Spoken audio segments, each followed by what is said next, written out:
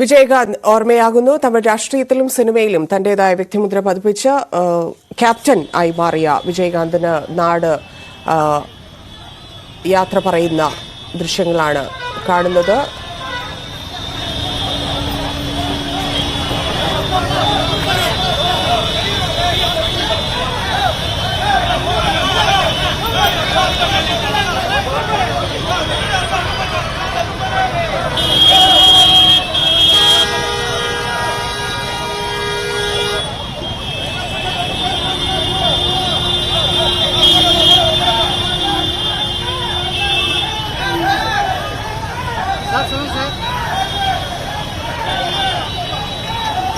ஆடினோடனே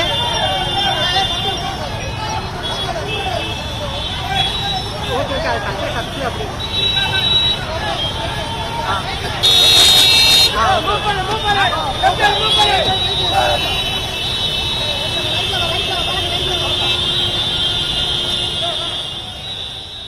സുവിഷ്നാഥൻ ചേരുന്നു. സുബി, വിജയകാന്തിന്റെ സംസ്കാരവുമായി ബന്ധപ്പെട്ടുള്ള വിവരങ്ങൾ ലഭ്യമാണോ? ഒരുപാട് രാഷ്ട്രീയ സിനിമാ മേഖലയിൽ നിന്നൊക്കെയുള്ള നിരവധി പേർ എത്തേണ്ടതുണ്ട്. എല്ലാവരും ചെന്നൈയിലേക്ക് എത്തിയിട്ടുണ്ടോ? വിവരങ്ങൾ.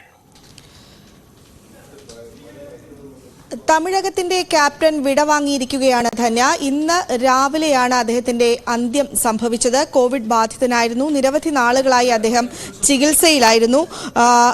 ചെന്നൈയിൽ വെച്ചാണ് അദ്ദേഹത്തിന്റെ അന്ത്യം സംഭവിച്ചിരിക്കുന്നത്. ഇപ്പോൾ അദ്ദേഹത്തിന്റെ മൃതശരീരം വഹിച്ചുകൊണ്ട് അദ്ദേഹത്തിന്റെ മറ്റൊരിടത്തേക്ക് മൃതദേഹം മാറ്റുന്നതിന്റെ ദൃശ്യങ്ങളാണ് കണ്ടുകൊണ്ടിരിക്കുന്നത്. 80കളിലും 90കളിലും വിജയകാന്ത് അഭിനയിച്ച നിരവധി സൂപ്പർ ഹിറ്റ് സിനിമകൾ ഉണ്ടായിരുന്നു. ആ സിനിമകളിലൂടെയാണ് അദ്ദേഹം പൊതുജനമധ്യത്തിലേക്ക് എത്തുന്നത്. അതിനുശേഷം രാഷ്ട്രീയത്തിലും അദ്ദേഹം വെന്നിക്കൊടി പാറിച്ചു.